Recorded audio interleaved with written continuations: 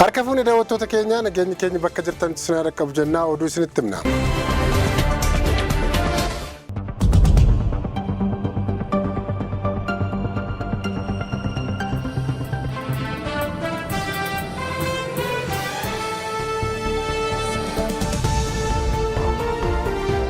Itiyoo Telekoom qarshii biiliyoona 200 ol argadheera jedheera.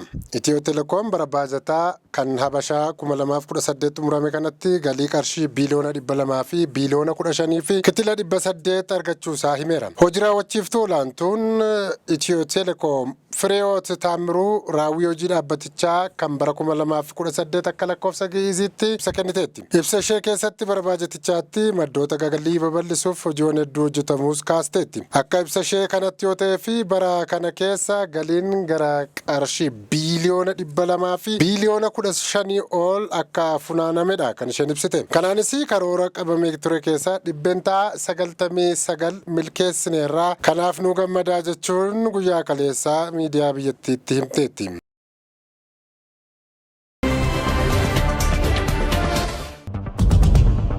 Koongoo keessatti namoonni dhibee Iboolaan du'an gara 1,000 ol ta'uu dhaabbanni fayyaa addunyaa himeera. Walwaraansi tumsa gargaarsa dhibee kanaaf to'atamu immoo akka malee danqaa akka jirudha dhaabbanni fayyaa addunyaa kan hime. Vaayirasiin Iboolaa Rippaabilika Dimokiraataa Koongoo keessatti namoota 1,000 caalan kan ajjeese yoo ta'u, ogeessonni fayyaa weerara sana to'achuuf dhiyeessii adda addaa waraanaa fi walitti bu'iinsa bu'uuraalee fayyaa irratti raawwatamuun rakkoof saaxilamaniiru jechuun mootummaa biyyattii dabalatee dhaabbanni fayyaa idil addunyaa himeera. Lakkoofsi namoota vaayirasii Iboolaatiin qabamanii ammoo gara 2,536 gahuu dhaabbanni fayyaa hawaasa Koongoo roobii darbedha kan inni beeksise. Lakkoofsi namoota du'anii gara 1,000tti ture numaayyuu namni 33 itti dabalamee amma 1,033 ga'eera. Weerarri Iboolaa kun Koongoo keessatti marsaa 17ffaaf kan mudate yoo ta'u, taatichi caamsaa walakkaa irratti kan labsame ta'us ogeessonni garuu tatamsa'in isaa torbanoota muraasa dura kan eegalee amanu. Ogeessonni fayyaa dhiyaa Koongoo kan iddoo weerarri kun itti hammaatee fi gareen hidhattoota hedduun itti socho'an keessatti rakkoo nageenyaa waliin wal qabatee uummanni akka malee miidhama fi yaaddoo hamaa keessa jiraachuu himaniiru. Namoonni muraasni weerarri kun soba jedhanii amanu. Iboolaan dhangala'aa qaama namoota dhibeewwan kanaan qabamaniin kan lubbuun jiranis ta'e kan du'an tuttuqqaa kallattiinidha kan inni darbu. Kun ammoo ho'aa biyyattii keessatti daran mudatee wal qabateedha. Mallattoon Iboolaa kanaa gara biyyoota daangaa Itoophiyaatti illee akka mul'achaa jiru dhaabbanni fayyaa addunyaa mallattoo qaba jechuun torban darbe keessa beeksisuun isaanuma yaadatama. Keessumaa dhibee Iboolaa kanaatti yoo namni qabamee jedha ministeerri fayyaa Itoophiyaallee dhiyeenya kana gabaasa isaa keessatti qaama ho'inaa akkasumas hooqqisa garaa kaasaa fi dhibeewwan cimaa ta'an keessatti yoo argaman namoonni tuttuqqaa kanaan waliin walitti dhufeenya yoo qabanis hatattamaan gara buufata yaalaa deemuudhaan akka yaaliin hordoffii taasifamuufii qabudha kan ministeerri fayyaa Itoophiyaallee kaasani.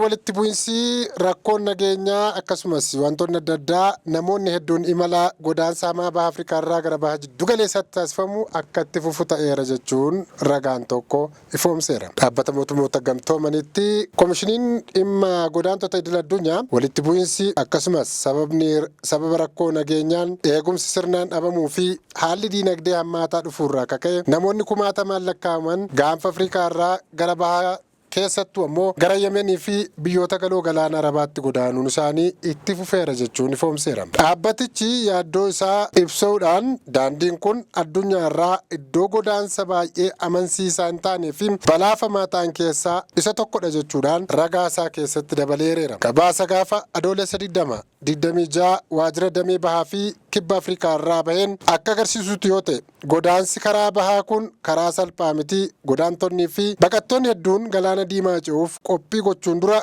godaansi isaanii Somaaliyaa fi Jibuutii keessatti ji'oota yookaan ammoo waggoota akka itti fudhatudha kan inni hime. Imalli godaansaa yeroo baay'ee kallattii tokko qofa miti ka jedhu ragaan dhaabbatichaa namoonni sababa eegumsa dhabuu seeraan ala ta'uu fi dhabama qabeenyaatiin ka'anii Somaaliyaa fi Jibuutii keessaan ji'ootaaf yookaan waggootaaf turuu ni danda'u jedha gabaasichi. Dabalataanis ragaaleen daandii kun kan irraa funaanaman akka agarsiisutti sochiin godaansaa itti fufuun deebii eegumsaa argachuu dhabuu irratti kan hundaa'e malee filannoo salphaa miti jechuudhaan dhaabbanni baqattoota idil addunyaa eereera. Keessumaa ammoo rakkoo immoo dhiyeessii namoomaa, hanqinoota nyaataa, inuma immoo babal'ina rakkoo nageenya gaanfa Afrikaa wal qabatee dargaggoonni umriin isaanii irra jireessa waggoota 21 gadi ta'an filannoo dhabuudhaan gammoojjii adda addaa keessatti qaamota adda addaan saaxilamuu kanneen ammoo fayyaa dhabuudhaan irbaata allaattiidhaaf ta'u jechuun dhaabbanni godaansaa baqattoota idil-addunyaa kun eereera. Kanaaf amma godaansi gara baha fagoo biyyattiitti adeemsifamu akkaan dabalaa dhufuudha kan inni eere.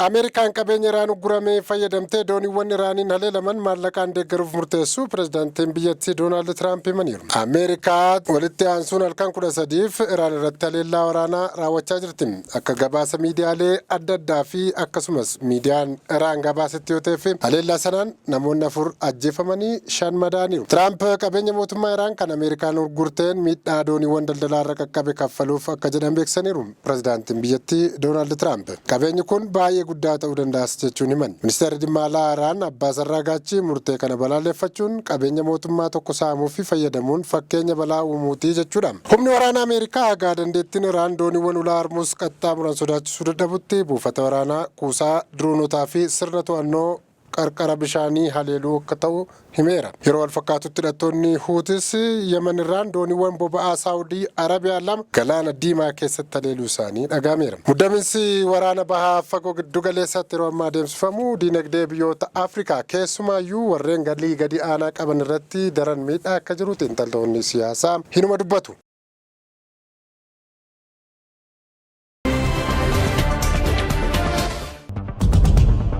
Kabajamtoota daawwattoota keenyaa dhumarratti oduu gaddaa qabna. Qabsaa'aa Oromoo fi miseensi buleessi ABO Haji Leellisoo Kaawoo Wurjii adoolessa gaafa 21 bara 2026 du'aan addunyaa kanarraa boqochuun dhagahameera. Haji Leellisoo Kaawoo Wurjii qabsaa'aa buleessa hayyuu Oromoo haftee qabsaa'ota ganamaa manguddoo argaa dhageettii ta'uu isaanii seenaan isaanii ragaa baha jedhu hooggantoonnii fi qondaalonni buleessi adda bilisummaa Oromoo duraanii. Haji Leellisoon bara 1916 akka lakkoofsa Gi'iizii abbaa isaanii obbo Kaawoo Wurjii fi haadha isaanii adde Bakuu Jiloo Booruu irraa kibba baha Oromiyaa godina Arsii bahaa aanaa Xiyyoo ganda Koraakiyyoo Wanjii Koraatti dhalatani. Haji Leellisoon bu'uureessitoota waldaa Maccaa fi Tuulamaa akkasumas bu'uureessitoota adda bilisummaa Oromoo keessaa isaan tokkodha jedha seenaan isaanii. Haji Leellisoo Kaawoo qabsaa'ota akka koloneel Alamuu Qixxeessaa, jeneraal Taaddasaa Birruu fi gootota kanneen biroo waliin warra tokkummaa Oromoof dheeraa irratti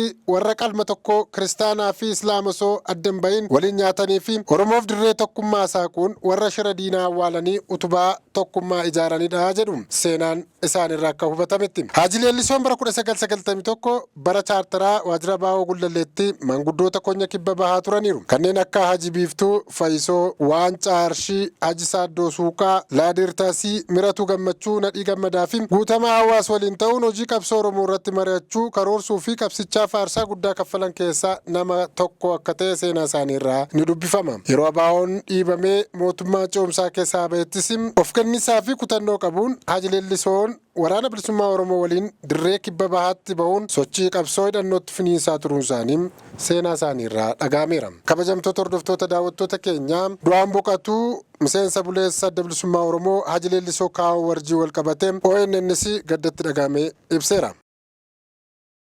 Egaan kabajamtoota daawwattoota keenyaa oduu har'aaf jenne kanumaan goolabnaa turtii gaarii isiniin jenna.